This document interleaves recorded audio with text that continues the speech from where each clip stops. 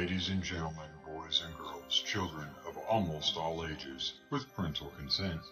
The Sick Twisted Minds at Sacrificial Productions brings you a new style gore film, like nothing you have seen before. There are no cops, no investigations. There is no backstory, no follow-up of the victims who were brutally tortured and murdered. Our story isn't about them. Normal Terror is about a single dad struggling to make ends meet. His son is his first priority. He goes to work, pays his bills, and is generally a great dad. The twist comes after he puts his son to bed. This is where he releases his stress. Some people do yoga, some hit the gym, some go for runs, some people paint on a canvas. An anonymous source once wrote on an abandoned asylum wall, "I never understood people until I took one apart just to see how it worked." If you are rear-ended in traffic, most people's thought runs to anger and their primal instincts of hurting the other party. Sam Neill does not have the ability to stop that primal instinct. Let us take you into the mind of a killer. Normal Terror is a concept from the mind of Sam Mason, who wrote, directed, produced, and is starring in this new age feature film. Let's get slicing and dicing with Sir Sturdy horror fans. On this podcast, you will hear me and a guest do some movie reviews, random funny horror chats, and whatever else comes to mind. So tune in, kick back, relax, and always remember, I'll see you in your nightmares.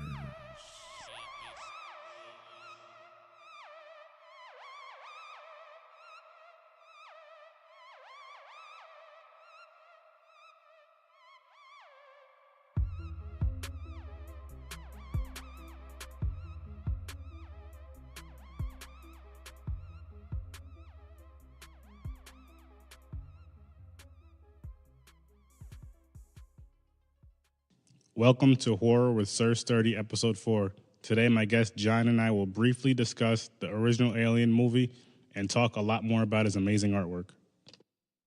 For those of you that don't know, he's my brother out in California. I've been waiting to talk to him for years, so I'm going to let him introduce himself. And John, you can take it away. Yes. Hey, you can hear me okay? Yeah, I can hear you good. Okay, great. Yeah, thanks for having me on the podcast. And I'm excited to talk about, anything, all this artworks that I've been doing and how it relates to the movie Alien. It's all good. It's all fun stuff. That's awesome. I'm just gonna, for those of you who've seen my live videos, you've seen the sculpture that I've named Sir Sturdy. John made it. And one day he messaged me out of the blue and said, "Hey, what's your address? I want to send you something." 2 days later, I got it, and that's the logo for the page, which is awesome. I've seen a lot of your work online. I've seen your the graphic novel. I still didn't get a chance to get my hands on that yet, but I definitely want that. That thing looks awesome. And just, what inspired you to start the art, to draw and all that? When I was a kid, Heavy Metal magazine was cool, but even I guess before then was Marvel Comics. When I was really little, probably about 10 years old, is when I decided to become an artist. And I just was, constantly copying Marvel Comics, as a teen. And then I had a chance to take an art class not online, but through the mail back then, art class during high school. And I just kind of dug my heels in and said, I really enjoy the art thing, and I'm going to stick with it, all the way to the bitter end. That's awesome. It's awesome because, I've tried to dabble in drawing and all that, and I'm terrible. Even when I was little, I tried to draw. I started out with, little cars and stuff. I just couldn't do it. Tracing, I can't do good. And I'm just okay, this just isn't my calling. I love it, though, as far as looking at it. I respect it, but not everybody can do it. Certain people have the touch for it and the look for it, and you're definitely one of those people. I don't know about that. When I was first starting, I didn't have much of a touch for it either. I just mainly did coloring books, and then when I started drawing from comics, that was pretty horrible too. But I think having some patience to keep working at it, and then getting into art school. I went to school at Pratt Institute in Brooklyn, and I was probably the bottom of the class for sure. But I was so excited to be at the bottom because I felt like there was so much I could learn, and I spent every moment that I could in figure drawing class, and that really was the beginnings of me kind of learning how to do some cool stuff. Cool stuff is an understatement. I will say that it's amazing. Like I'm just looking at the sculpture now, and I'm just like, wow. Like how can somebody do that? That's I don't know. It looks like something like to me. You know how they have the 3D printers now. Somebody can just find a picture or whatever. I don't know how they work exactly, and just print it out, and then this happens. But you did this. Well, thank you. Yeah, I actually have a 3D printer myself, but it doesn't work very well. But yeah, like today, I went up to where I teach at Cal Arts, and just for the heck of it, even though school was over, I met up with a few students, and we said we can sculpt for a couple of hours, and we ended up sculpting for like 6 hours. No lunch break or anything. We just sat there sculpting the whole time. So it can be very relaxing. Actually, I really, really enjoy it. That's that's pretty cool right there. How you like, have you ever thought of doing like while you're sculpting, maybe like a short little video similar to Facebook Live, like as you're doing a little sculpture or? Yeah, I've tried a couple of tests on Instagram Live, Mm-hmm. and it's pretty good. I need to figure out a way to set up the camera in the right position. You know, when you're sculpting, it's kind of awkward, but it's in the works. I'll probably have it figured out. You know, in a couple of weeks. Then I'll try to do it maybe once a week. I'll just hang out and show people some different techniques about sculpture. That's pretty cool.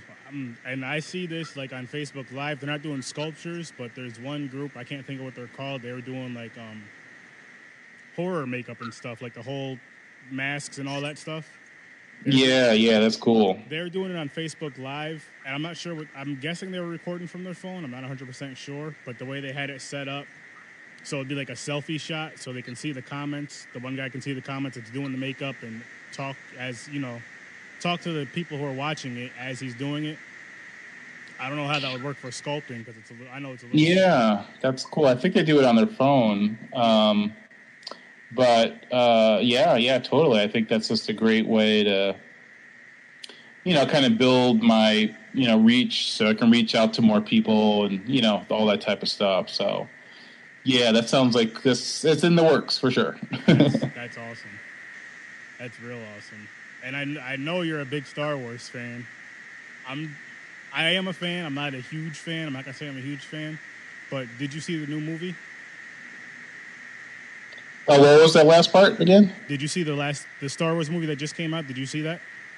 I liked it. Surprisingly enough, I didn't. I wasn't too crazy about any of the other Star Wars films, besides, Star Wars, the original, and Empire Strikes Back. Yeah.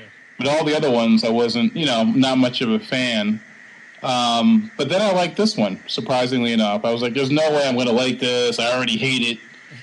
And I sat down in my seat, and I'm like, I don't know. I'm enjoying it. So I was genuinely surprised at how much I liked it.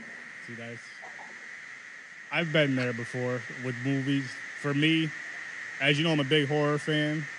I love the comic books and all that stuff. I grew up a Ninja Turtles fan. I actually got to meet Kevin Eastman with one of my best friends a couple years back, which was freaking cool. That's great.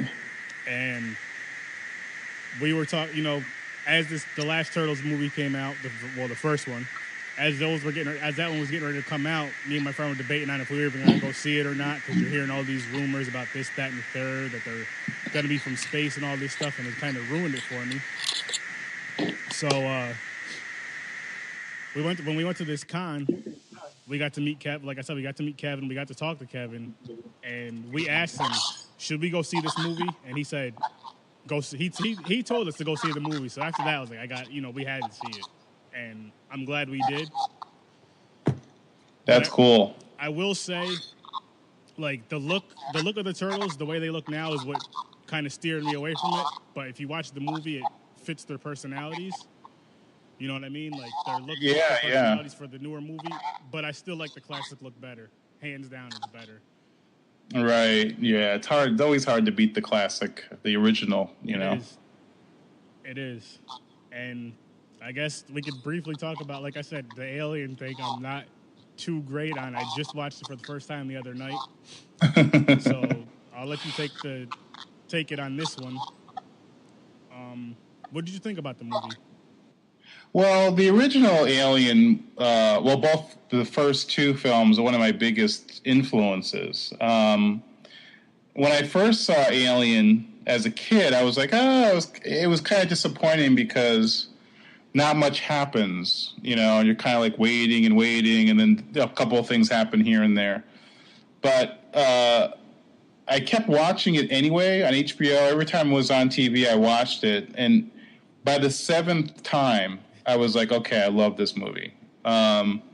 So there's a lot of subliminal stuff that they put in the film, which you might not get on the first viewing, but it's pretty cool, and the alien itself, the original design, is just so sophisticated and cool.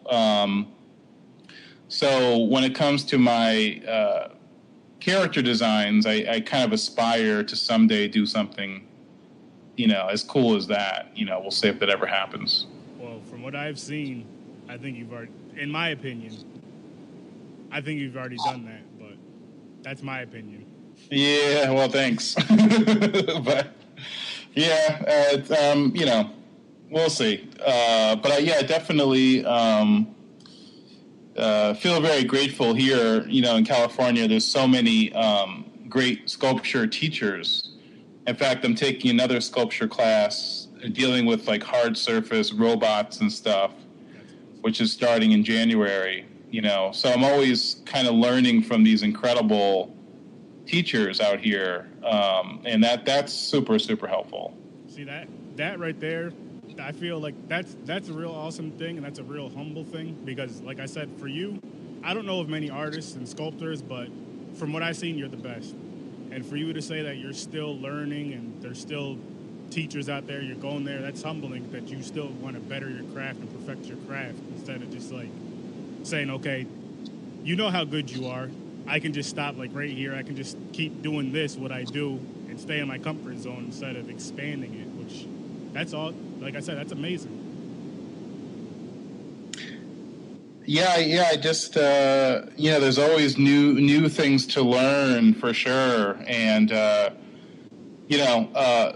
level of craftsmanship that they have, of some of these artists anyway, in these studios, are so incredible. I had a chance to go to Legacy Studios, like, I don't know, about 8 months ago, and I was almost crying. This stuff was so incredible. It was like the original sculptures for Jurassic Park and Iron Man and all these amazing movies. And I'm looking at this stuff, looking at it thinking, I will never, as long as I live, be as good as these people. But it's just so inspiring just to have the opportunity to see these original pieces of art. It's just, incredibly humbling, but really, really awesome.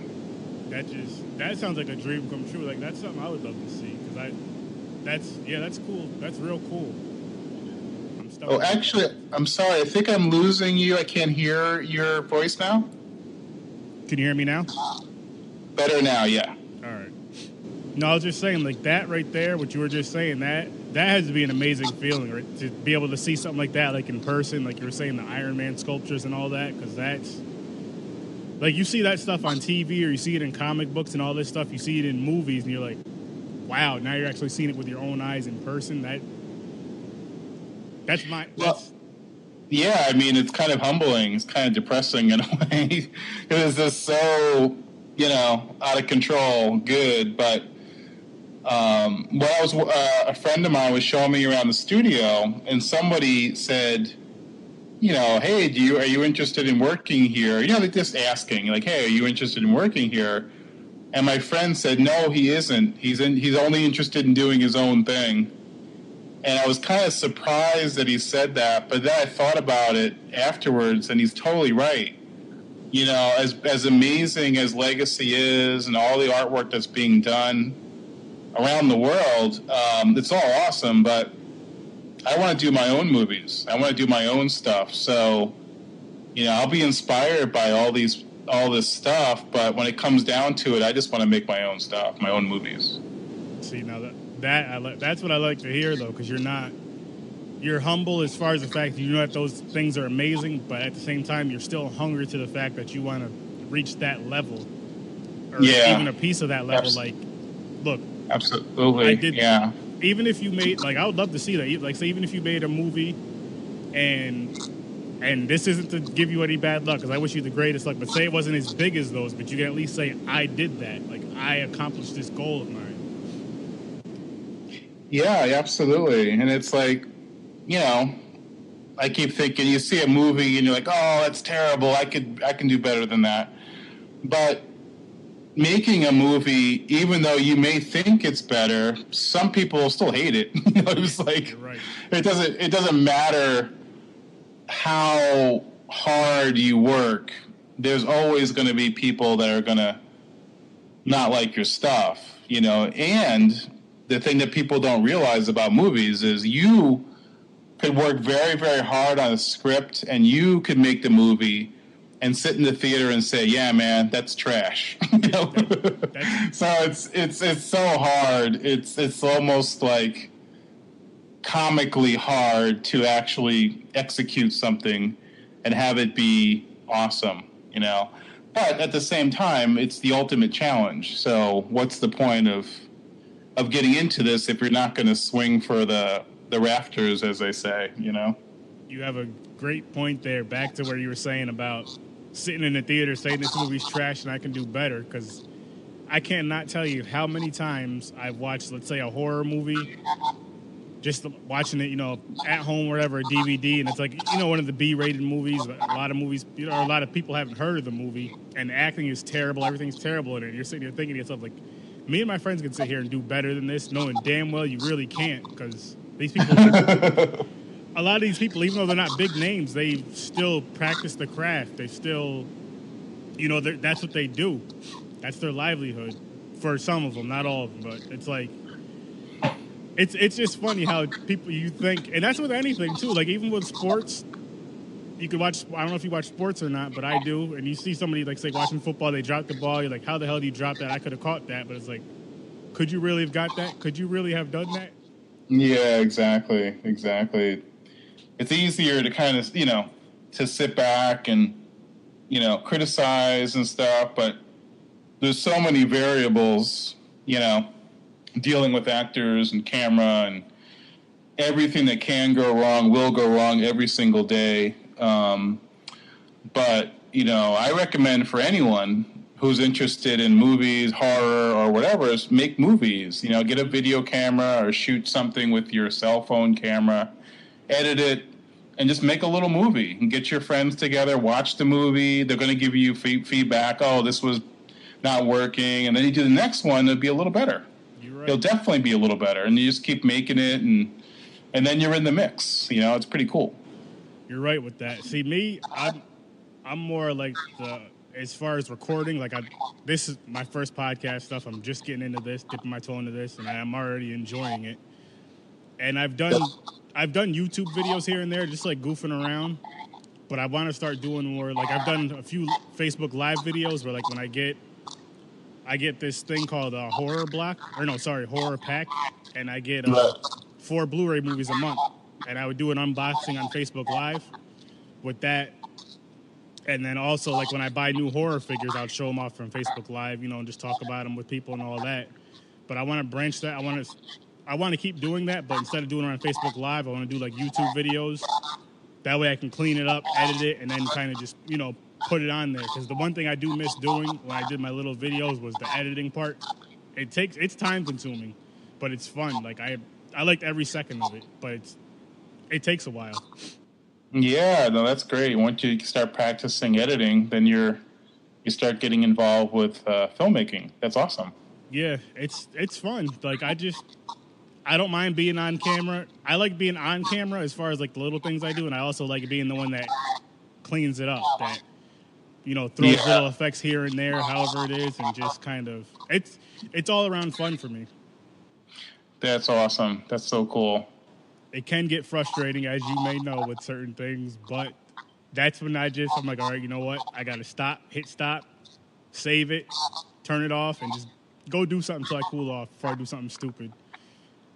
Yeah, definitely. It's always a challenge, If it was easy, it wouldn't be as gratifying when it comes together, Not at all. It wouldn't even be worth, not only that, one, it wouldn't be worth doing, and two, if it was that easy, everybody would be doing it. Like, oh, I can do this video in 2 seconds. Like, okay, go ahead. Yeah, exactly. When they had all these new video cameras came out, and anyone can make a movie, and people thought, oh, we're going to have all these great movies because everyone can make a movie, and it was still only the same 0.001% are actually making stuff that's good. Yeah. It's always the same.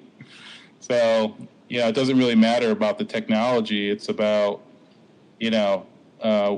creating something, critiquing, making it a little better, making it a little better, and then just, climbing up that ladder, just like, all these people that are doing really great. They didn't start off great. They started off at the bottom like everybody else. It's pretty crazy. That's very true with anything, like with the movies and stuff, like you're saying. Like, nobody's gonna start off at the top. I don't care how talented you are. There's always gonna be somebody better than you at your craft, and that should just make you work harder at it. And yeah, absolutely. I was thinking, I was like, well, what if I went to film school instead of art school? You always think about what if. I would have been making movies now, but I'm guessing if I was working as a full-time filmmaker, I'd probably be wishing that I could sculpt. That's true. You're always wishing for something that you're not doing. So I feel like I've enjoyed the art life for all this time. And I don't have too many regrets, and now I'm willing or excited about taking that next step into the film, side of things.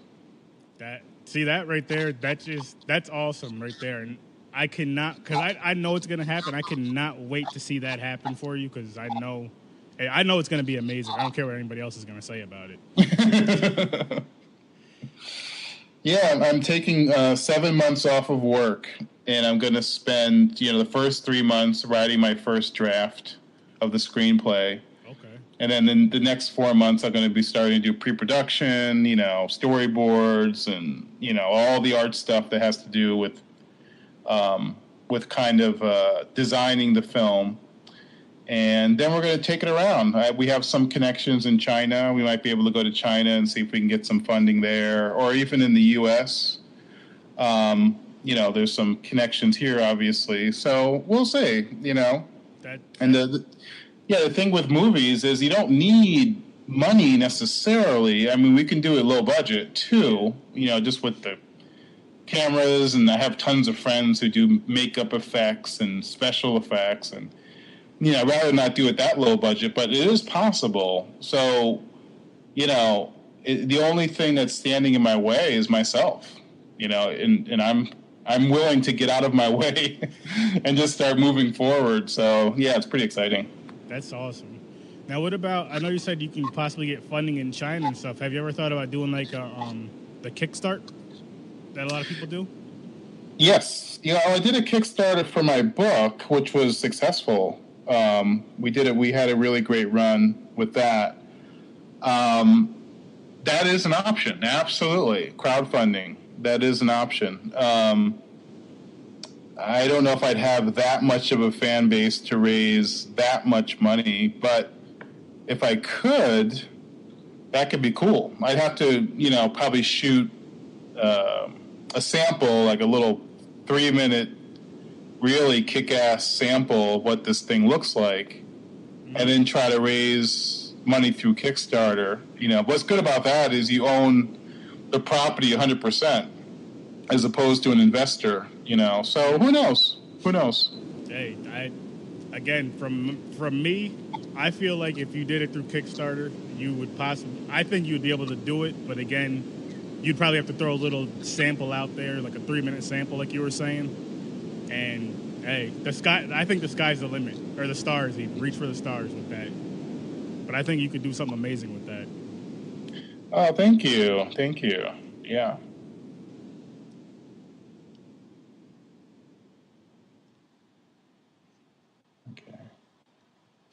Okay. Can you hear me now? Yep, I can hear you good now. Okay, good. Yeah, so yeah, I mean, it's interesting. I mean, you can start anywhere, and go anywhere. Like when I was growing up, I didn't really have any art friends necessarily, or any art classes. Really, it was very minimal. But I was kind of determined. And then, like I said, when I went into art school, I really worked very, very hard. But I feel that, if I can get where I am, growing up in upstate New York, which is, I'm not sure how much art is going on there now, but there wasn't any when I was growing up, that if I can do it, anyone can. It's just determination and also enjoyment. If you enjoy what you're doing, then you want to, kind of keep trying to get better at it, Yeah, I agree with you there. And as far as the art up here, upstate New York, it's still not really much. I mean, I'm sure there's probably more than I know of, but there's still not much. Yeah. But I have friends that are doing a few things out here, not necessarily art. I mean, if you want to say music, yes. And then I have another friend that's like doing stuff with hats, like making hats and stuff, which is cool. But as far as like sculpting and all that, it's not much. It's not much at all, actually. Yeah, exactly. Also, nowadays there's the internet. There's YouTube videos and all that. When we were growing up as kids, of course, didn't have any of that. Not at all. So yeah. Pretty crazy. But another thing that's cool with you, and I'm not going to try to make this too much race based, but I feel like being African American, it's sad that it's like this, but it's not cool for us to like art, like horror, like the quote unquote nerdy stuff. It's like if you like that, you're a punk, or you know how it is, which is it's the dumbest thing in the world. I'm like, why? Why do we have to only... I mean, I love sports, don't get me wrong, but it's like, why do we have to be generalized as liking hip-hop and sports, and that's pretty much it. That pretty much sums it up. Like, we can't have anything beyond that, which is wrong because, I mean, look at what you do. And I've seen a bunch of other artists that can do some amazing things, and it's kind of funny how that works, though. It's sad, but it's funny in a way. Yeah, you have to... I don't know. You have to kind of dig your heels in as a young person and just be like, I wasn't interested in following anyone. I didn't really have any group that I could attach myself to. But no, I just was like, I'm doing my own thing. I didn't follow sports at all. I've never even seen a football game. I've never even watched sports. So I was very determined and kind of narrow-minded to do my own thing. And, when you're in high school and stuff, you might end up being kind of like an outcast in a way. but I didn't want to join any team. You know, my attitude is it's my team. If you want to join my team, that's cool. I'm not going to join your team. You know, so that's always been my attitude ever since I was like 5 years old. So That's an awesome mindset, though. Like, just because you're not worried about being with the quote unquote in crowd. You're worried about just what you want to do, and if people are cool with that, cool, join it. You know, you could do your own thing. We could still be cool, or you could stay over there. Which, yeah, exactly. So, I think it's important, you know, for young people to kind of figure out what they want to do, you know, for themselves. And it's not easy. It's kind of, sometimes it feels like it's all, you're pushing this boulder uphill for many, many, many years. But I would rather be pushing a boulder uphill than settling for something that isn't me, you know? Mm-hmm. So that's kind of my point of view, for sure. Yeah, I get you with that. Now, I looked at a thing you did with Jurassic Park. I know we've discussed this before, like messaging each other or whatever. But with the Hasbro thing, do you know whatever happened with that? Well, yeah, I'll tell you that it was ironic because I saw these really cool dinosaur toys. Someone had them in a sculpture class, and they were like $12 each. They're really cheap. And I bought a whole bunch of dinosaurs. I just love, you know, I don't know if I love dinosaurs all my life, but lately I was like, yeah, man, dinosaurs are cool. So I had these toys sitting there, and I got this weird random email from Hasbro asking me if I was interested in sculpting dinosaurs, which I found out later on was Jurassic World. And I didn't know how they found me, really. I had no dinosaur stuff in my portfolio. So, and I thought it was Hasbro, so they'd be like toys. Mm-hmm. So I started sculpting this toy, and the art director was like, what are you doing? This is not what we want. We want something real, you know, like the movie. And I'm like, are you sure? So I kept sculpting it, and he kept kind of yelling at me like, I want it real. I want real anatomy. And I'm like, all right. So I put all this detail in there, ridiculous amount of detail, and they were like, man, that's cool. So I ended up sculpting 3 dinosaurs for Jurassic World, and I guess they made them as toy. I never saw the toy, but what they do, I think they send it out somewhere in Asia, and they have the toys, you know, kind of articulated and all that. So it was an incredible experience. And then I worked on a whole bunch of other movies like Frozen and I don't know, all this Disney stuff. But it was a great experience. But again, it goes back to that visualization. I love those dinosaur toys, and that kind of, you know, it kind of projected that out into the universe, and that just kind of came back to me. You know, it's pretty crazy. See, now all that right there is just awesome to me. Yeah, it's pretty cool. Now, when you do your sculptures, again, because I know nothing about this stuff, so bear with me. When you do your sculptures, like, do you have? I know you have. I'm guessing you have a vision in mind, but do you have like a drawing that you base this off of, or do you just kind of like freestyle it? Well, it depends. Like Jurassic Park, you know, they were already kind of standard dinosaurs. You know what I'm saying? So they gave me a chance to come up with my own research. You know, so I did the raptor first, I think. Yeah, I did the raptor first. I thought to myself, well, what's my favorite raptor? You know, so my favorite raptors were for Jurassic Park 3. So I kind of focused on those raptors. And then I did a couple of other dinosaurs. But if it's like a movie like Frozen or something like that, they'll give you drawings, like very, very specific drawings. And you're going to kind of create that in 3D. Okay. See, that's just amazing how that... I couldn't do that. Oh, sorry. I think I lost you again. Hang on. Can you hear me now? Yeah, I can hear you. Sorry. That's all right. All right. Yeah, I was just saying that's just amazing that, like, for one, that they reached out to you, for those two movies that you just mentioned. They reached out like, "Hey, can you do this for us?" And you just did it like that. The pressure, but did you feel a lot of pressure when you were doing them, or?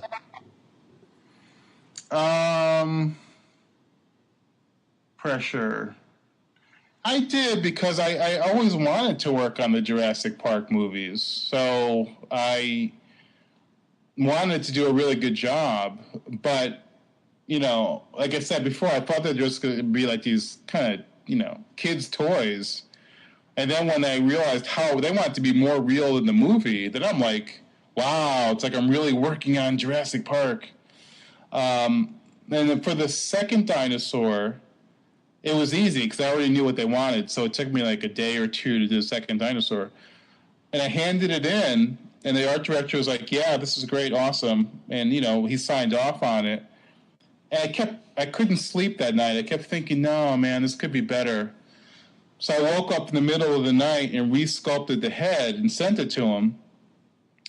And he was like, wow, I've never seen an artist who, it's already approved. You're already kind of like, the paycheck is in the mail type of a thing, and you're doing all this extra work. And I think he realized I'm not doing it for the paycheck. I'm doing it because I really, respect and admire those movies. And I'm going to go that extra mile to make it as good as I can make it, So I think because of that, maybe he ended up giving me a lot more work. And I did not a lot, but I did quite a bit of work for Hasbro, So, yeah, it was a great experience. But I think the reason they found me, I think, is because I was putting so much stuff up on Facebook, constantly putting stuff up. And you're kind of, putting that stuff out to the world constantly. And eventually someone out there is going to say, hey, I think you could do something for us, Yeah, that, oh, man. I don't even know what to say with that. That's awesome, though, because it's like you said, the check was pretty much in the mail, the guy was saying, and you're just like, in your mind, you're still not 100% happy with it. Like, I'm not going to even though they okayed it, I didn't okay it, so I'm going to do this till I okay it. That right there is just, that right there tells me and shows me that once you get this movie thing settled, you're going to get it done, because you're not going to stop or just settle for less. You're going to be like, look, this is how I want it. This is how I see it in my head. This is how I have to have it done, or it's not even worth doing. Yeah, exactly. You have to fight, and maybe sometimes there's no fighting. Maybe everything works out fine. But for my goal or my plan, is to write a complete screenplay. It's all buttoned up, good. And then I'll sit down. I'm gonna build the sets in the computer. I'm gonna have all the sculptures done. The movie is going to be visually kind of locked in. So if you go that extra mile and people look at it, they're like, it's easier for them to say yes or no because it's all figured out. So it's gonna, it's kind of like going that extra mile when you're starting out.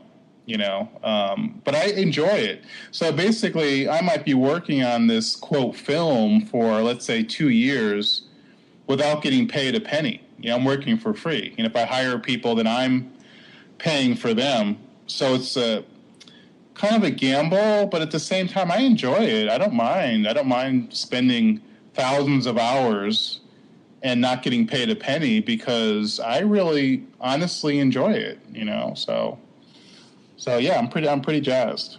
That right there, that's how you have to make it with something that you really want to do. I'm not too familiar with the quote. I don't know how familiar you are with Charlemagne the God, but he has he had a quote where he's pretty much saying, he said, put the weed in the bag first, which he pretty much meant by that was, do the little stuff first before you try to be the big man on campus, so to speak. Absolutely. I think that's what he meant by, it was worded. I read his book.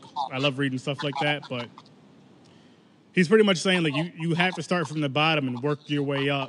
No matter what anybody says, he's on the radio a lot. He's on Power 105 in the city. Uh-huh. And like he started from South Carolina, little radio stations there, little radio stations getting fired, but he just kept going and going and going until he got to that point to where where he is now, and he's still working hard to get even higher. Like now, his next goal is to have like a nighttime television talk show, like Leno and all those guys. No, that's great. And just with you saying that, like with you saying what you were just saying, just made me think of that. Like you really have to, no matter how good you are or how good you think you are, you still have to work your ass off to get where you want to be. Yeah, yeah. And the trick to this whole game is, again, if you're enjoying what you're doing, then it's not work at all. You know, when I started working at Disney, I was doing concept design, and once I started there, I realized, wow, I don't have to look for a job anymore. I have a full-time job, and it pays well and all that. And I realized you don't have to work anymore, you know? So during my lunch breaks, I would just draw, you know, go to figure drawing class and just really enjoy myself. And I realized, wow, I've been working too hard, you know? It's like if you can enjoy what you're doing and relax. You know, I think especially Los Angeles, everyone's working so hard. They're trying to climb the ladder and to be this thing, and then you get there and you're depressed because you have a big empty house and a full bank account, but you're still depressed. But if you enjoy and let it be play like a little kid, then it's different. It's a different mindset. If the movie's not made, it's okay. I enjoy writing the script. Mm-hmm. I enjoy doing the storyboards, you know. So I try to tell that because I teach art at the colleges, and I tell my students, I say, okay, kids, I don't want you to work hard anymore. No more working hard. Just enjoy yourself, because at least in the art world, if you work hard, you're stopping yourself from exploring your natural ability. You know, it's like going on the dance floor and saying, I'm going to dance really hard. You know, yeah. You're not going to dance right. You're going to look like an idiot. So it's the same with life. You know, if you just enjoy it, you know, you'll never have to work a day in your life. You know, it's literally just enjoying what you're doing, enjoying the process, you know. So once I learned that, I was about 25 years old when I realized that. And I don't think I've worked a day since. You know, I just play. When I work for Hasbro, I'm playing for Hasbro. You know, I'm playing with sculptures. I'm playing when I teach class. I'm playing when I make movies, you know. It's in that boulder I was talking about where you're pushing that boulder up the hill, mm-hmm. There is no boulder anymore. There is no hill. I just walk around the hill. I just play, you know? And because of that, these incredible opportunities have come to me, you know? So last year somebody asked me, hey, do you want to teach a class in China? And I'm like, I don't know. Yeah, sure. So now I'm flying off to China, and I'm playing with students out there, talking to them about playing and having fun. And, you know, the life is so much easier now. It's just incredible. See, that right there is awesome, too, just going out to China. I might as well ask you, how is it out there? It's great. I mean, you know, there's a lot of, the talent, the students were absolutely incredible. I was very humbled. You know, the students are like 17 years old, and they draw better than I could ever in my life. The hard thing was because I was in Beijing and nobody speaks English there. So I was you know, working with a translator, but the people are super nice. I mean, super welcoming, nicest people. And they asked me if I wanted to come back. They were just, you know, they treated me to dinner every day, and just super nice people, and really appreciative of what I was, you know, trying to teach them.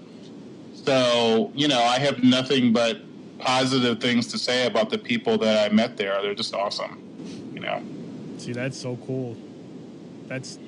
that right there is just that's awesome. Like going out, just being able to go out there and do something like that. It has to be. It has to be a humbling experience. I'm guessing.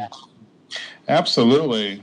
Absolutely. The thing for me, because you mentioned before, like a racial point of view, about that type of thing, where the because we're all kind of, we all come from the same root of the tree, so to speak. So I don't really see people as different. I see people as an opportunity to learn from other cultures. So I'm constantly studying the entire, everybody. You know what I mean? I don't identify with any one group. Mm-hmm. I identify with everybody. So because of that, I'm able to learn so much more, and I'm able to take my artwork further. It's kind of international point of view. And I've seen a lot of artists who only focus on one particular racial group, let's say, and their artwork usually isn't very good, because you need it all. You need to understand the concept of design and art is across the globe. And once you internalize that, you can take your work so much further, So I think because my work was so culturally diverse, it has opened up the doors for me to go to other countries, go to Italy, and go to Australia and Taiwan and China, and to embrace these people, and to learn from them and to be so grateful. And then for them to be grateful to me, for me to go there, it's like, wow, this is pretty darn awesome, Yeah, that's wow. I got another question for you now, seeing as how you told me you've been to all these other countries. What was your favorite food dish from these countries if you had to choose? I'm like, that's the first thing that I'm just like, I gotta ask this. If you don't want to know. I do. When I was in Singapore, my favorite place to go was Subway. Oh wow! I'm just like such an American. Like where's McDonald's? Okay. Hey. So. Yeah, I'm really nervous when it comes to trying new food, so I just stuck to Subway most of the time. Oh, wow. See, I feel, now this is me personally, I might try something, but at the same time, maybe seeing something, you might be like, you know what, never mind. Let me just, like you said, let me go to Subway. Yeah, there was incredible Indian food in Singapore. It's very spicy, but just really, really good. So I would say I like most Indian food. I love Indian food here in the U.S. And so I would say that was my favorite. And they have all kinds of dishes, but I like almost everything that they have when it comes to Indian food. I was in Germany. Oh, my God. The food was incredible. They had this chicken schnitzel something thing. Everything that I had in Germany was incredible. I went to Italy, and I didn't really like the Italian food. I love Italian food. I make Italian food myself, but I don't know. Maybe we got unlucky, but I didn't like anything in Italy, food-wise. I was in Prague, incredible. Basically anywhere in Europe, except for Italy. I love the food, because I was really nervous. I was like, oh, Germany, I don't know. And then I'm eating the food. I'm like, oh, my God. Like, you can get, like, they have, like, when you go on the subway and you go, like you normally would buy, like, a bag of chips. Mm-hmm. They'll have, like, these meals that you can buy, like, while you're waiting for the subway in the subway tunnel. Wow. But the quality of food was just unbelievable. I was in Berlin, and that was incredible. Really incredible. See that? I just felt like that was an important question. I felt that was an important question to ask. Like, if somebody's going to a different country, it's like, what did they eat over there? What did they try over there? Well, my friends who travel are like, oh my God, you got to eat everything, and they enjoy it more than I do. I'm always a little nervous about. So I usually, if I'm traveling and I am nervous, I'll just say I'm a vegetarian. I can eat any vegetables. It's just when you start getting into the meats, that's when it gets a little scary. Because you don't know what it is. Yep. Yeah, man. You don't want to know. You're probably right. You're probably right about that.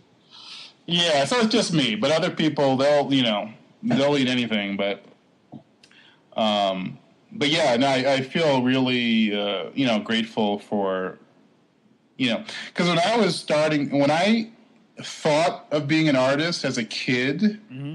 I thought of it being a starving artist, on the corner with a little tin cup, and you're doing your paintings, and people would drop a quarter in the cup. That was basically what I thought I would be, is like a starving, almost like a homeless person. Wow. And then when I got to college and they said, oh, no, you can make a good living as an artist, I was like, really? So I had already devoted myself to the arts, thinking that I would just barely be able to survive,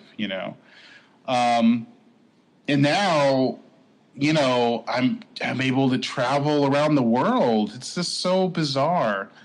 But I think, again, if you really enjoy what you're doing, you can find success. I say you can find financial success if you truly are passionate about it and you do it morning, noon, and night. People will eventually, recognize it and reward you for your hard work. Again, that was another awesome thing you just said there. Like how you're saying, as a child, because usually as a kid, when you think of things, as far as like a job or something you want to do for the rest of your life, you're thinking of, I'll just use an athlete. I want to be an athlete because if I do this, a lot of people are going to like me. I can make this much money. But you're looking at art. Like, I love art, and the way I'm looking at me being an artist is I'm going to be getting change on the corner for my art. Exactly. But the thing is it makes you. I mean, I could be wrong, but I feel like it makes you want to work harder and be hungrier for it, just because you don't really know what you're getting out of it. You're just doing it because you love it. And then when you find out that, okay, later on in your college, you found out, okay, I can make money off of this. I'm going to keep working at it like I was because I just really love this art. You're not doing it for the money. You're doing it for the passion. Yeah, absolutely. Absolutely. And it's kind of a tricky beast. A lot, not a lot, I would say, oh my God, most people that graduate college as artists don't become artists. That's really sad but true. They put a lot of money into college, and then they find that's very, very, it's like ridiculously hard to survive, and they give up. Understandably, they have a family, they have obligations, so they go for something that's more stable. And so very few people that I know are still doing it, because it is so hard. But I never really had that, how should I say, that backup plan. Like, there was no other, I remember saying when I'm 10 years old, I said, I am going to do this or I'm going to die trying. And that was it. There was no at 15 years old, I don't know. It was like, I dug my heels in at that age, and I said, that's it. That's what I'm doing. And I know that it's going to be hard. And when I was in college, I'm doing all this crazy artwork and stuff like that. My mentor said to me, he said, John, you have two choices. You can blend into what's going on in the art world and make a living, or you can go off and try to do your own thing. And his name was Dave, Dave Pazalacqua. And I said, Dave, how could you ask that question? It's like, of course I'm going to do my own thing. And he said, it's going to be really hard. And he just kind of walked away. It wasn't like patting me on the back at all. He was kind of like shaking his head like, okay. It was hard at times, but there was no question. There was no question that I'm not going to compromise. I'm not going to blend in. Not going to do any of that. When I was working at Disney, I said to them day one, I said, I refuse to do the Disney style. I said, if you want me to do the Disney style, you can fire me right now. And they said, no, don't worry. They were like, no worries, you can do your own thing. You can do your own point of view. They were really super cool.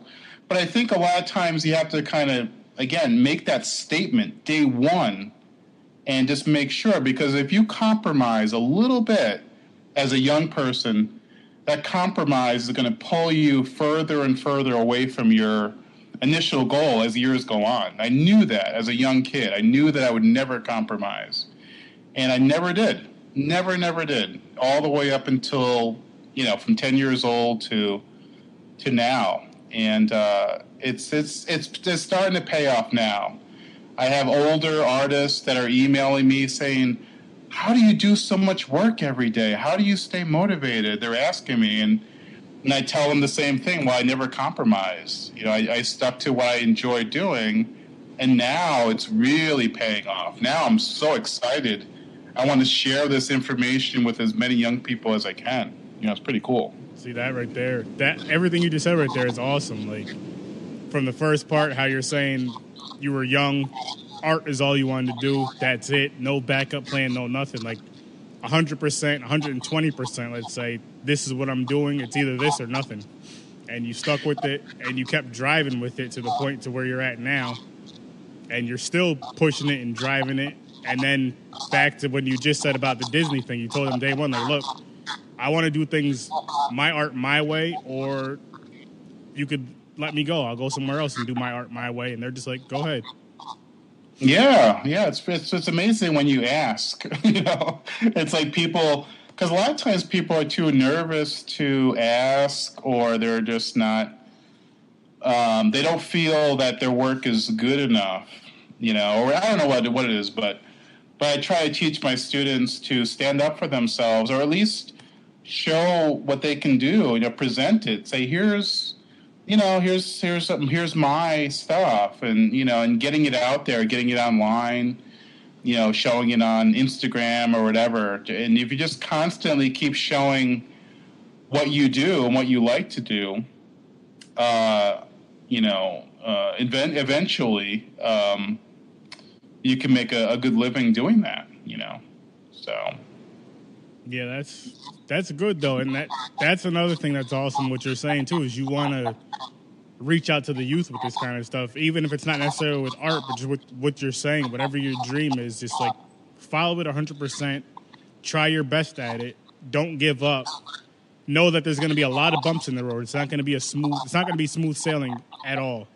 It's probably going to be one of the hardest things you ever have to do in life. But once you get to that top, to that goal, you'll be so happy and satisfied from it, and you'll want to reach a higher goal after that. Absolutely. You can tell too. If you're working at whatever you're doing, your job or whatever, and you don't feel like you're enjoying it, think to yourself. I always have people make a list. Make a list of 10 things that you really, really enjoy in life, and then look at that list really closely.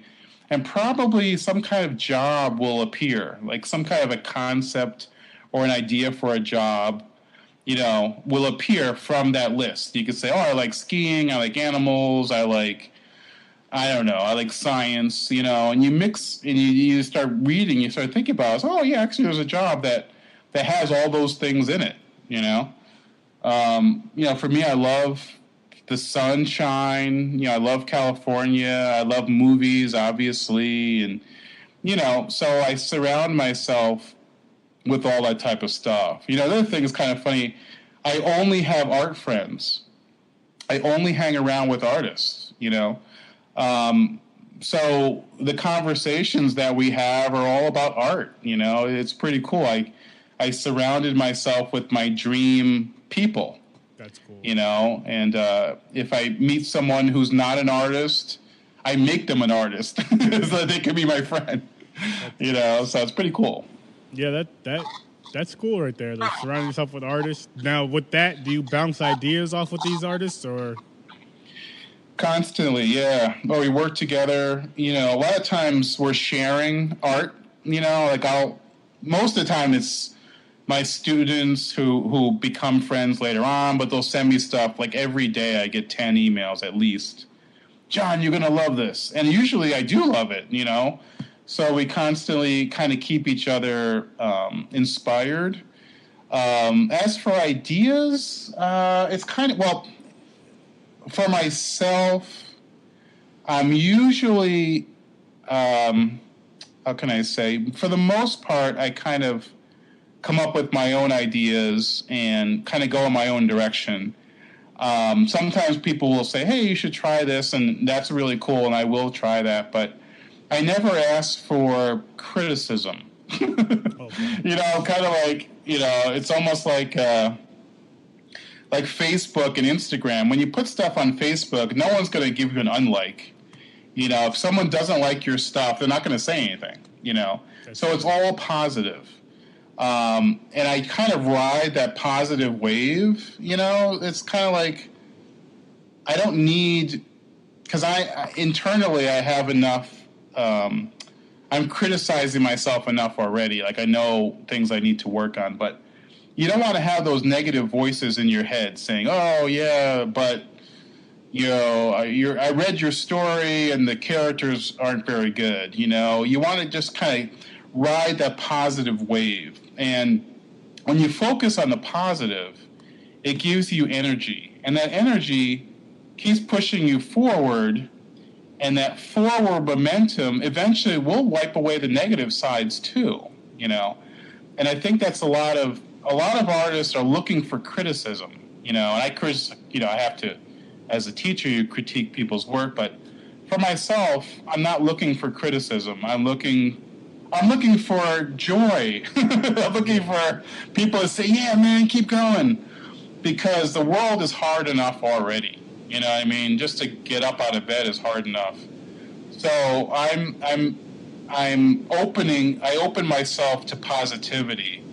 The only time I'm looking for criticism is if I'm taking a class, and if I'm not taking a class, I don't need criticism. I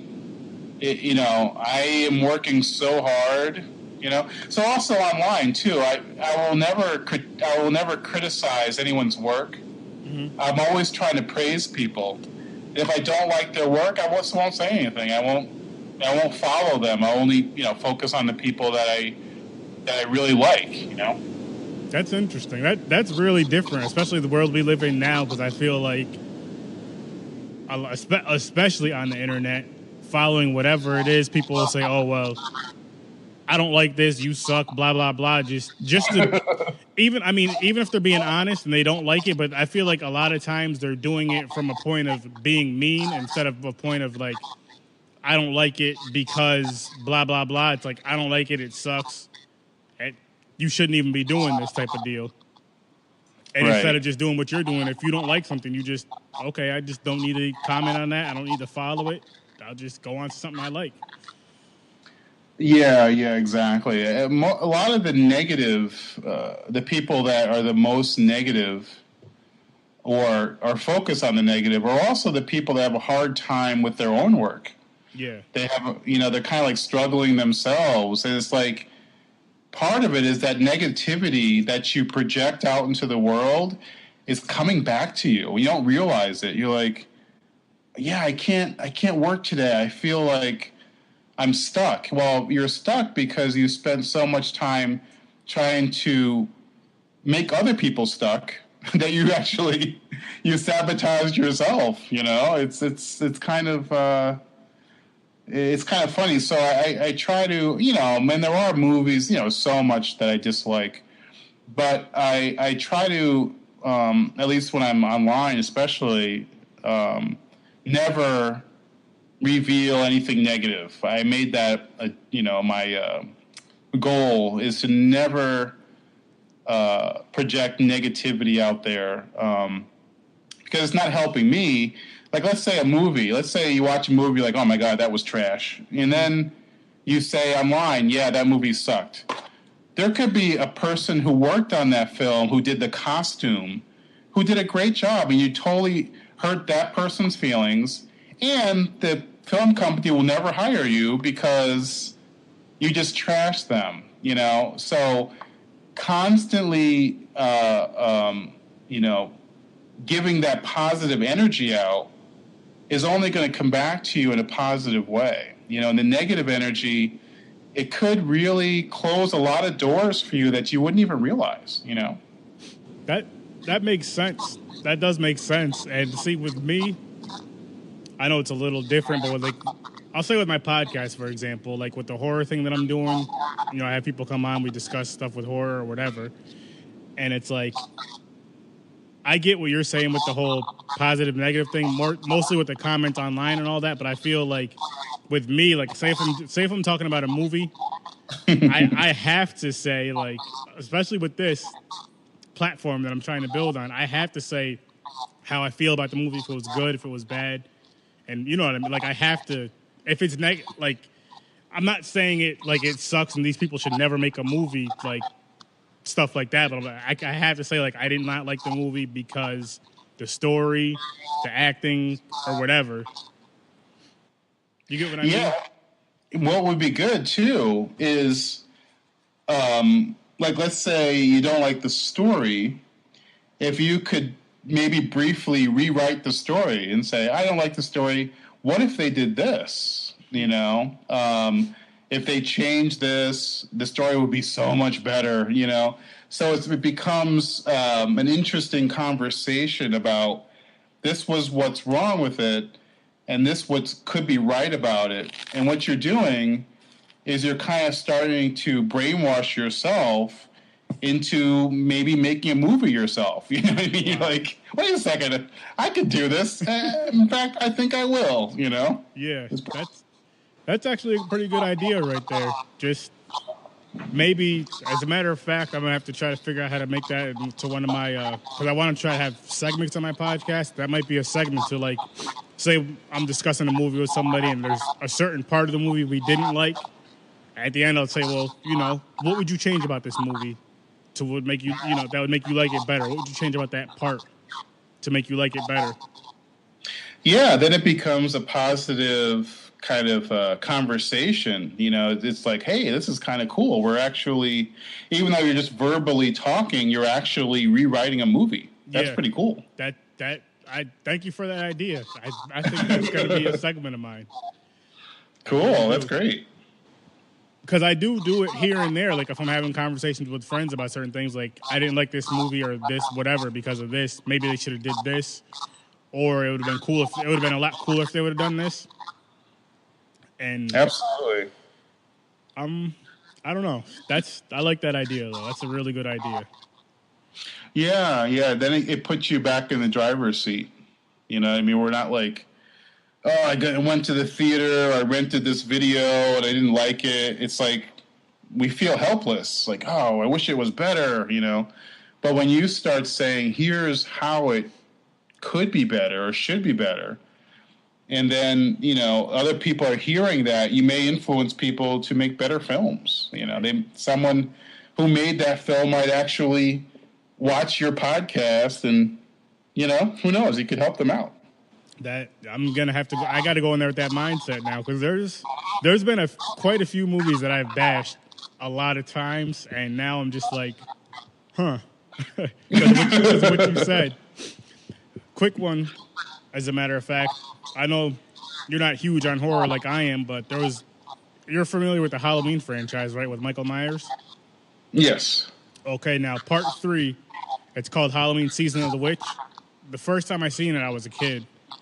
Michael Myers wasn't in the movie at all. He had nothing to do with the movie. As a kid, I'm watching it. I hated it. I'm like, this is stupid.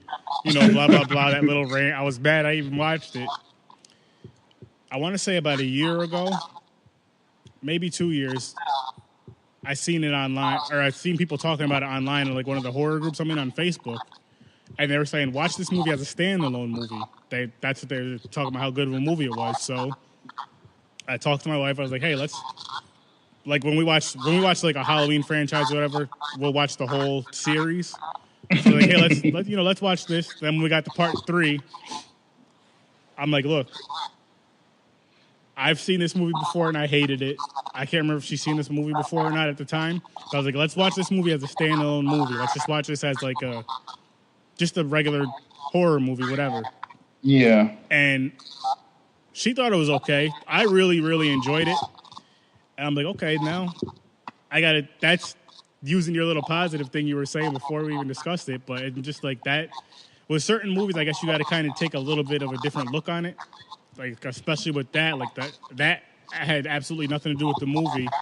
And then come to find out, with the Halloween franchise, like the first 2 movies they did, I guess it was supposed to end with Michael Myers in part 2. Right. And part 3 season, they still wanted to do like Halloween and have it come out around, in October or whatever. But they wanted it to be like a different scary movie or whatever each time with the name Halloween. But part 3 did so bad, Season of the Witch, they brought Michael Myers back in part 4 and so on with that. So, yeah, I'm going to definitely try that. Just like, what would I do to make this movie better or try to make this movie better? Yeah, definitely. Absolutely. I think that's, it's just, again, you're doing, critiquing is great, but then you're also doing as well. You're making, you're rewriting, so to speak. That's awesome. Not only that, but like, again, back there saying, like, you could say this movie sucks, but it's like, what would you do to make it better? You can use that in other parts of life, like, like say with work, for example, like, you did bad at this, or someone says you did bad at this, but here's how you can make it better. So it's like you're saying you messed up, or you're saying they messed up, but you're also giving them advice on how to make it better. You're not just saying it sucks, that's the end, stop doing what you're doing, quit, do something else. Absolutely. It's like, it goes with life too. Some people obviously feel like, oh, my life sucks. It's like, well, maybe it does, but what can you do to change it and make it better? You know what I mean? I think put yourself in the driver's seat. And there's some people that obviously have incredibly difficult lives that, it's just, but then you hear stories about people who were, at the bottom of the bottom, but they still had that positive spark inside them, and they were able to get out of the most horrific life experiences and actually, be able to live a joyful life, So I think that having that concept that we're not victims or observers, but we're in the driver's seat, at least enough to try, then you at least have a chance of improving your life or moving to a much more happier place. You're right. That's so true right there. Yeah, I there's a series of, because I'm constantly listening to inspirational speakers. I have like almost like a steady diet. I'll listen to this stuff all day long, So there's a lot of, when you watch the news, obviously there's a lot of negative stuff, it's all negative basically.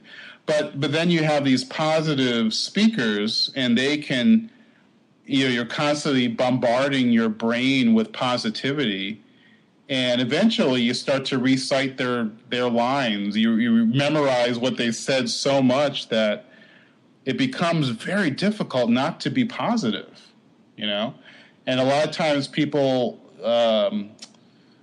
watch the news and they get involved in these politics and stuff. And it's very easy to think of the world as this horrible place. And, unfortunately, a lot of that has to do with, media trying to sell more product. If everyone's upset and crying, they're going to be buying stuff to make themselves happy. But anyway, so it's like not allowing the world to affect you as much, but choosing your influences, and I've been doing that.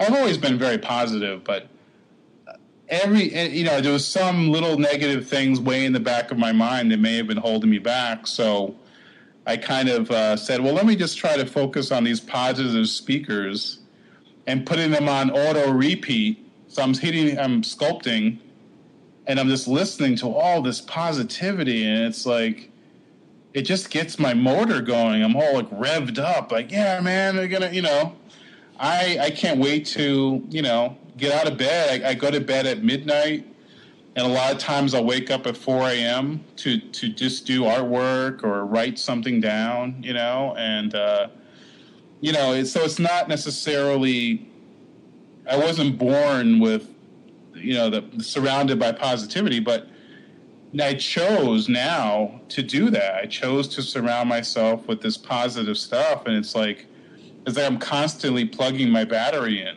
and just get so excited about life, It's pretty awesome. cool. That is. I had a question that just slipped my mind. Sorry. My mind. No, it's cool. It'll come back to me. Oh, what the heck was it, though? Oh, wow. No, it's all good. But yeah, I it's great to, like, on Facebook, to reach out, that you were able to find me, it's kind of pretty amazing if you think about it, that we can find each other from, whatever, thousands of miles away, and be able to connect. It's pretty cool. It actually, like I've said before we recorded, and maybe the beginning when we recorded, I've been waiting to do this since I was a kid. Like, I've always heard stories about your art and all this stuff, and I'm just like, wow, I always thought it was awesome. Like, I heard you worked for Disney, and I don't know what movies, I don't remember what movies was told to me, but just over the years, and I'm just like, this is cool. And now that it's finally happening, I'm like starstruck. I'm like, I don't know. Like, my mind just like jumbling, bouncing around with stuff. I think next time I'll have more to say. Definitely have more to say and stuff. But it is pretty amazing. It is awesome that we got to meet on Facebook and talk on there, and then like on this podcast and all that. It's amazing. Well, yeah, I think it's great. I mean, there's no reason to be starstruck. I'm just like a regular guy, just like pushing clay around. But I do, I am grateful for everything that I've had. I'm grateful for being alive. I'm grateful for being born. You know what I mean? And it's like, I just want to, get as much out of this life as I can, inspire as many people as I can. But I'm super grateful. I'm grateful for, for you, for your support. You're such a, incredibly positive, supportive person, so I'm grateful for everything that you said. I appreciate it greatly. You're awesome. Thank you. I could say the same for you. And like, just as far as the support and stuff, I mean, the way I was raised, it's like, if you see somebody doing something positive, friends, family, whoever, you should definitely put support into that. Even if it's just as simple as saying, what you're doing is cool, keep doing what you're doing, because that right there, or, I mean, with the Facebook thing, sharing stuff, you see me sharing people's stuff on here all the time. It's just because it's like, it's just the type of person I am. It's just, I don't do it for people to say thank you. I don't do it for people to do it for me. I do it just because I feel it's the right thing to do. Like, these people are trying to send a positive message, or they're doing something positive, whether it be art or just as simple as a Facebook post that's positive that they want people to see. I'm like, doing something like that can inspire somebody or change somebody else's life, just as simple as clicking a like or clicking a share on this thing. So I try to be positive as much as possible. As everyone, we all have our down times and our frustrated times and all that, but for the most part, I try to be really, really, really positive and supportive of all that, you know. Yeah, that's fantastic. I think it's a great way to live, you know, for sure. And like I said, it gets tough at times, but you got to just, I don't know, I guess just take a deep breath and just close your eyes and do whatever it is you have to do to calm down. Sometimes for me, it's either my wife talking to me or it's music usually. Those are like the top two. Yeah, that's great. You know, for me, obviously, it's, you know, the art keeps me sane and joyful, you know, for sure. There's always the X factor, I say, you know, it's like something will just, you know, knock you for a loop, but, you know, it's just enjoying the good times for sure. And maybe even remembering the good times when you're going through tougher times, you know. That's true.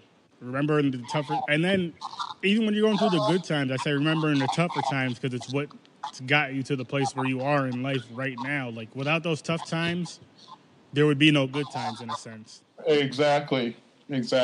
So true.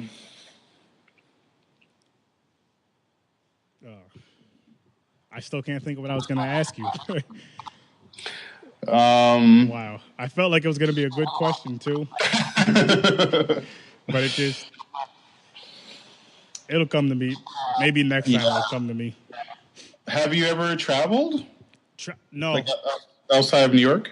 Outside of New York, yeah. We have family down in North Carolina, so I used to go down there from a kid to like high school in August. The first week in August, I'd go there.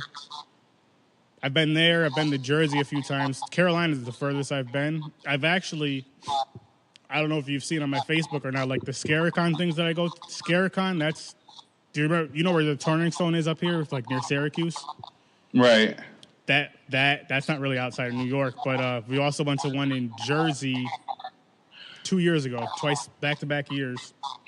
That was fun. And that right there, like the cons are so fun because I get to like a lot of these people that were in the horror movies that I watched as children, I get to go shake their hand, get their autograph, take a picture with them. Like to me, that's huge. I never thought in my life I'd be able to get that experience to do something like that. That's great. And I think it was last month. It was either last month or the month before last. My friend Anthony, who has the Video Game Crosstalk podcast that I was telling you about, that I connected you with. I worked at a Comic-Con with him, the Saratoga Comic-Con. He went there promoting his podcast, and he needed help at a table, and he made a Facebook post about it. And he said, you know, I need help this weekend, Saturday and Sunday. Can someone come help me out, blah, blah, blah. So I hit him up, and I was like, hey, man, I can do it. And I'm so glad I did it, not only because he's a good friend of mine, and to help him out, but because it was such a great learning experience being on the other side of the table instead of being the person coming up and talking to everybody and, you know, getting autographs or taking a business card. I'm the one who's talking to the people about his podcast. Like, I would listen to him, what he's saying to people, and eventually I would hey, is it cool if I go take a walk? Are you good? I'm like, yeah, go ahead, I got this. And I would just talk to people and hand out business cards. And the first day that it ended, that Saturday, because he had to go. He had, you know, family stuff to go to a dinner or whatever. I helped him load up his car. I went back inside. I grabbed some business cards. I just started networking for him. Like, hey, you know, my friend has a cool podcast. Come check us out tomorrow, blah, blah, blah. And I made a couple connections for him. And I actually made a connection with the guy that was like, I don't know if he was hosting or whatever. I know he was announcing stuff a lot. I went to him, gave him my friend's card, and talked to him about it. And come to find out, this guy he does like his own comic books and all this other stuff. So eventually they're going to do something together. So I was just like, it was fun. Yeah, that's incredible. That's awesome. That sounds such a great experience. That's really cool. Because I know it'll probably be maybe a year, maybe 2 years from now, maybe longer. I don't know. But I would eventually love to do that for myself. Like, have a table with my podcast, maybe have little horror trinkets to give out and all that, and just network, expand, and then just to have people coming up to me talking about the podcast. I think that'd be awesome. Yeah, that's a great. I think you just got to make it happen. Like, that sounds awesome. Yeah. Why not? Oh, I'm gonna. It's just that's why I'm trying to record so much now. Like, I think this, like I believe I said this is my 5th episode, and I got a definite one more next weekend and like another one the weekend after, and I'll probably try to throw in a couple more when I can. But I'm trying to, like with this, I want it to be a bi-weekly podcast, but I know that can take time. So if I have to do a monthly one at first, that's cool. But I'm trying to like record as much as I can now, and then get it cleaned up and mixed down, and just go with the flow with it. Yeah, that sounds great. It sounds like a great plan for sure. And it's fun. Like it's work, but it doesn't feel like work in a sense. Like you're not. I mean, as far as financially, I'm not getting anything out of it. I'm not looking at it to do that. I'm honestly looking at it to just talk to people on here about horror or whatever. Like, this is a special episode, so whenever you're on, it's a special episode. This is a random free dream episode, but so to speak. But just to connect with other people that are into horror and stuff, and their experience, like what got them into it, what's their favorite movie, what's their favorite scene, what they don't like about certain movies, what they love about certain movies, and just kind of expand from there. And I also want this podcast, my page and all that, people, I let them share their own horror, whatever they want to share. And if you want to post a video on there that has to do with horror, if you want to post your own page, if you want to plug your stuff on this, I want you to do that. I want to expand, but I also want everybody else to expand. Like, I don't want to be like, oh no, you can't put this on my page, and you know how some people can be. Yeah, no, that's great. That sounds like a great way to go. That's awesome. It helps us all grow, and at the end of the day, it helps us all grow. You never know who you're going to meet or who you're going to run into with stuff like that. You could, for example, say I have somebody on my podcast who is not big, but then say 2 years down the road, they're way bigger than I am. And they're like, you know what? He gave me a shot. Check him out. Boom. That sounds, yeah, absolutely. But like I said, at the end of the day, I do it just because I've been into horror since I was little, and I love it. And I feel like there is a lot of podcasts about it, yes, but there's still more about sports, politics, and all that other stuff. It's just fun. And I think I love the horror genre so much is because horror can really go in any direction. Like, you can have, as cheesy as it be, you can have like a romantic horror if you wanted. You can have a comedy horror. You can have serious. Like, anything you want to do with horror, I feel like you cannot be wrong with it. You're right. Exactly. I agree totally. And as crazy as it sounds, that's another thing. Like, if I'm in a bad mood or whatever, I'm like, you know what? Let me throw on some Friday the 13th. Watch Jason cut some people up so I can calm myself down before I do something stupid. Yeah, I was the same way. When I was trying to relax, I would watch Texas Chainsaw Massacre. Oh, my goodness. That's a good movie. We may have to, you know what, next podcast, we may have to discuss that one a little bit, because that one I know some. Which one? Like the original or? Yeah, the original, yeah. Okay. I mean, part 2 is cool, too. Part 2? My friend. But the original, yeah. Speaking of part 2, I met, I don't know if you're familiar with the names, but Caroline Williams. She played the DJ in the movie. Yeah, she's cool. We met, a friend of mine, my friend Rob, and my friend Henry. These guys are like brothers to me now, but we met her, Caroline Williams, at the ScareCon in October, and we met Bill Moseley, and he played Chop Top in part 2. And yeah, he's an incredible actor, actually. That's awesome. That movie was, like, my friend kept telling me about it, telling me to watch it. I can't remember if I've seen it before. I watched it before we went to the ScareCon thing. I don't remember if I've seen it before then, but that movie was so freaking hilarious. So many quotes. Yeah, it's awesome. Yeah, that same actor, Bill Moseley, he played in incredible. He's an incredible actor. He was in The Devil's Rejects, which was really scary, terrifying performance. But he was incredible in that movie. See, that's one movie I haven't seen, and I need to go see it. I'm gonna see it. It's just There's so many. Yeah. There's so many Yeah. horror movies. I'm a horror fan. Some people are like, "How are you a horror fan? You haven't seen this, this, and this." I'm like, okay. I'm the type of person. I'll admit it if I don't know something. I'm not going to be like certain people, like, "Oh yeah, I've seen that." No, I didn't see it. I can admit that. There's so many. There's so many out there. Yeah. But I think I'm going to get going though. Yeah, well, this was great. Definitely great to a great meeting of the minds for sure. We definitely need to do this again, and I cannot wait to do this again. Like I said, you don't know how much this means a lot to me. It really does. Between this and then the sculpture you sent me, I'm like, this is a great way for me to end this year. Hopefully, I can talk to you again before the year's up. But if not, this is a great way for me to end this year. And if I don't get to hear you on the podcast again, I want to wish you a Merry Christmas and a Happy New Year. And thanks again. I really appreciate it. Yeah, absolutely, and happy holidays to you too. It's a great way to end my year as well. So awesome, so awesome. And great luck with everything. Oh, I will throw this out there. When you do this movie, if you want to throw a character that's kind of based around me or whatever, go for it. All right, sounds good, man. Have a good night. And thank you again. Too. You too. Take care. Thank you. All right, bye-bye. See you later, John. And remember, horror fans, I'll see you in your nightmare.